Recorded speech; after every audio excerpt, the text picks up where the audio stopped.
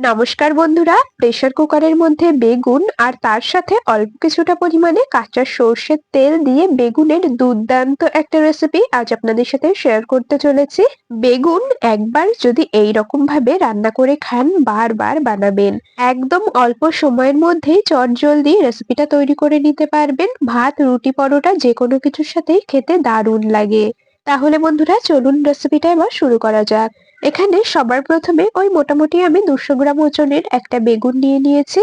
বাজারে যে কালো বেগুনগুলো কিনতে পাওয়া যায় সেটাই নিয়েছি। আপনারা যে কোনো বেগুন দিয়েই রেসিপিটা তৈরি করতে পারেন। বেগুনের বোটার অংশটাকে কেটে বাদ দিয়ে নিয়ে মাঝ বরাবর দুফালি করে কেটে নিলাম। এরপর নিয়েছি দুটো এরকম ছোট সাইজের পাকা টমেটো। টমেটো দুটোকেও পরিষ্কার করে ধুয়ে নিয়েছি। এরপর দেখুন এইরকম ভাবে একটু কাট লাগিয়ে নিলাম, যাতে তাড়াতাড়ি সেদ্ধ হয়ে যায়। যদি বড় সাইজের টমেটো হয় তাহলে একটা বড় সাইজের টমেটো ব্যবহার করবেন। যেহেতু আমার কাছে ছোট সাইজের টমেটো ছিল সেজন্য দুটো ব্যবহার করলাম। এরপর নিয়েছি একটা ওই মোটামুটি মিডিয়াম সাইজের আলু। যেহেতু নতুন আলু, খোসাটা একদম পাতলা, সেজন্য ছুরির সাহায্যে ঠিক এইরকম ভাবে একটু খোসাটাকে ছাড়িয়ে নিলাম। পরিষ্কার করে আলুটাকে ধুয়ে নিয়েছি। এরপর এরকম একটু কাট লাগিয়ে দিচ্ছি যাতে কিনা তাড়াতাড়ি সেদ্ধ হয়ে যায়।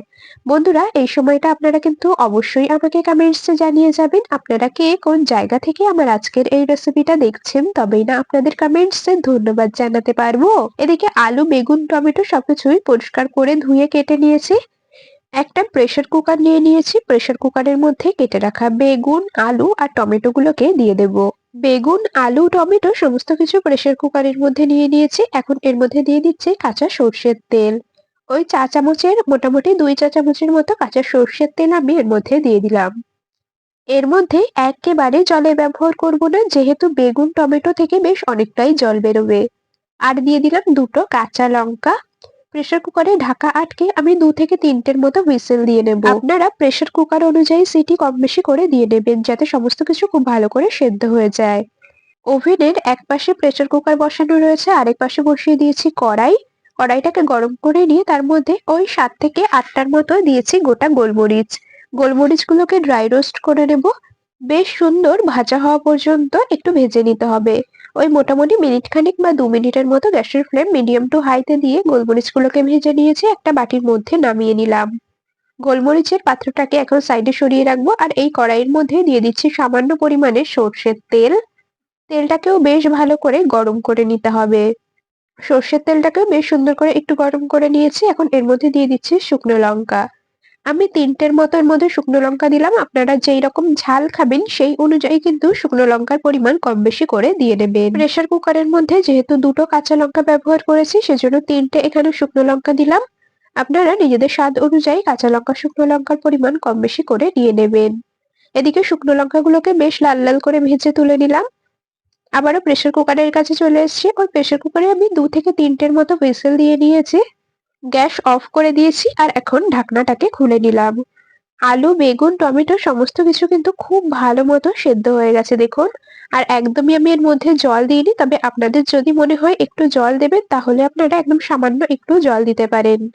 দেখুন এর মধ্যে আমি একদমই জল দিইনি, তাও কিন্তু এর থেকে বেশ কিছুটা জল বেরিয়েছে। আলু, বেগুন, টমেটো, কাঁচা লঙ্কা খুব ভালো করে সেদ্ধ হয়ে গেছে আর এখন একটা ম্যাশারের সাহায্যে আমি ম্যাশ করে নিচ্ছি। আপনাদের হাতের কাছে যদি ম্যাশার না থাকে তাহলে আপনারা যেকোনো বড় চামচের সাহায্যেও কিন্তু একটু ম্যাশ করে নিতে পারেন গরম অবস্থাতে। তারপরে একটু ঠান্ডা হলে হাত দিয়ে খুব ভালো করে চটকে মেখে নেবেন। বন্ধুরা আমি কাজটা করতে করতে প্রতিদিনকার মতো আজও আপনাদের সাথে একটা কথা শেয়ার করে নিই। আপনারা যদি আমার আজকের এই রেসিপিটা ইউটিউব চ্যানেল থেকে দেখে থাকেন অবশ্যই কিন্তু সাবস্ক্রাইব করে রাখবেন। আর যদি ফেসবুক পেজ থেকে দেখে থাকেন তবে পেজটিকে ফলো করে রাখবেন এইরকম আরো দারুণ দারুণ রেসিপির আপডেট সবার আগে পাওয়ার জন্য। এদিকে সমস্ত কিছু খুব ভালো করে দেখুন মেখে নিয়েছি। এখন এই পাত্রটাকে সাইডে সরিয়ে রেখে দেব আর আবারও চলে যাব ওভেনের কাছে। শুকনো লঙ্কা ভাজা কড়াইটাকেই আবারও ওভেনে বসিয়ে দিয়েছি আর তার মধ্যে দিয়ে দিলাম আরো কিছুটা পরিমাণে সর্ষের তেল। তেলটাকে আবারও কিন্তু খুব ভালো করে গরম করে নিতে হবে। তেল খুব ভালো করে গরম করে নিয়েছি। এর মধ্যে দিয়ে দিচ্ছি কিছুটা পরিমাণে রসুন কুচি। এখানে আমি ওই মোটামুটি 5 থেকে 6 কোয়ার মতো রসুন একদম ঝিরিঝিরি করে কুচিয়ে রেখেছিলাম। রসুন কুচিগুলো দিয়ে হালকা করে একটু ভেজে নেব।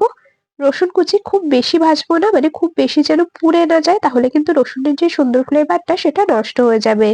রসুনটাকে হালকা একটু ভাজা ভাজা করে নিয়ে মেখে রাখা বেগুন, আলু, টমেটো সমস্তটা এর মধ্যে দিয়ে দিলাম। খুব ভালো করে একটু নেড়েচেড়ে মিশিয়ে নিচ্ছি। এখন দিয়ে দিচ্ছি স্বাদ মতো লবণ আর দিয়ে দেব পরিমাণ মতো হলুদ গুঁড়ো। নুন হলুদ দিয়ে দিয়েছি, খুব ভালো করে আবারও সমস্ত কিছু একসাথে নেড়েচেড়ে মিশিয়ে নেব। এইভাবে ওই মোটামুটি ৪ থেকে ৫ মিনিটের মতো নেড়েচেড়ে রান্না করে নেব, কখনো গ্যাসের ফ্লেম মিডিয়ামে আবার কখনো লোতে দিয়ে।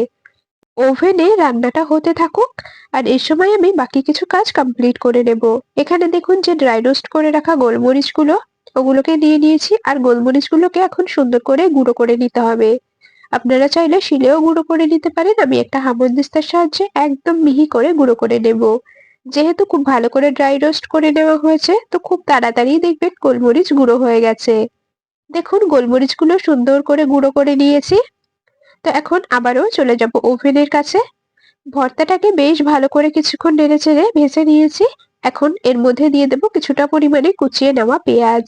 পেঁয়াজটাকে প্রথমে দেওয়ার একদম দরকার নেই, মানে তেলের মধ্যে পেঁয়াজ দেওয়ার একদমই দরকার নেই। পেঁয়াজটাকে এইভাবে ব্যবহার করবেন, দেখবেন খেতে ভীষণ ভালো লাগে।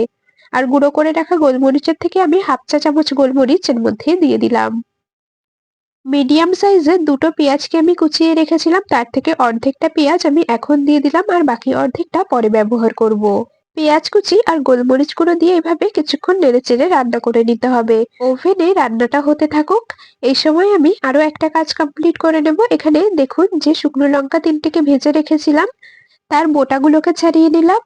আর বাকি কিছুটা পেঁয়াজ কুচি ছিল, পেঁয়াজ কুচিগুলোকে এর মধ্যে দিলাম। অল্প একটুখানি লবণ দিয়েছি, খুব ভালো করে এখন লঙ্কাটাকে ডলে নিতে হবে।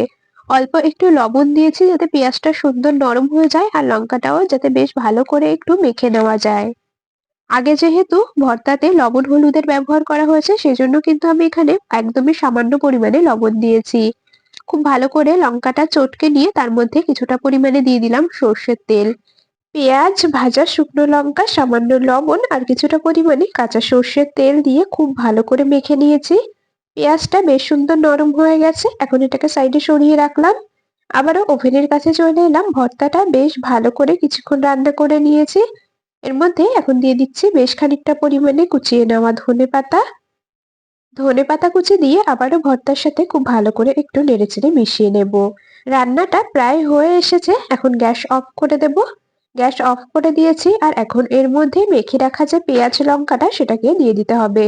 একদম গ্যাস অফ করে দিয়ে তারপরে কিন্তু এই মাখাটা দিতে হবে, মানে কাঁচা সর্ষের তেল দিয়ে পেঁয়াজ আর শুকনো লঙ্কা মাখাটাকে একদম সবার শেষে গ্যাস অফ করে তারপরে এর মধ্যে দিয়ে খুব ভালো করে একটু মিশিয়ে নিতে হবে। তাহলে যে কাঁচা সর্ষের তেলের ফ্লেভারটা খুব সুন্দরভাবে ভর্তার মধ্যে থাকবে আর এতে করে খেতেও কিন্তু ভীষণ ভালো লাগবে।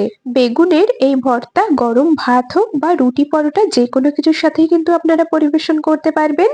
খেতে দুর্দান্ত লাগে। বেগুন ভর্তা বা বেগুন পোড়া তো আমরা নরমালি বাড়িতে পেঁয়াজ লঙ্কা দিয়ে মেখে খেয়ে থাকি, আবার কখনো এর মধ্যে রসুন দিয়েও অনেকে মেখে খায়। তবে একবার এইরকম ভাবে বেগুন ভর্তা বাড়িতে বানিয়ে খেয়ে দেখবেন, আশা করছি আপনাদের ভীষণ ভালো লাগবে।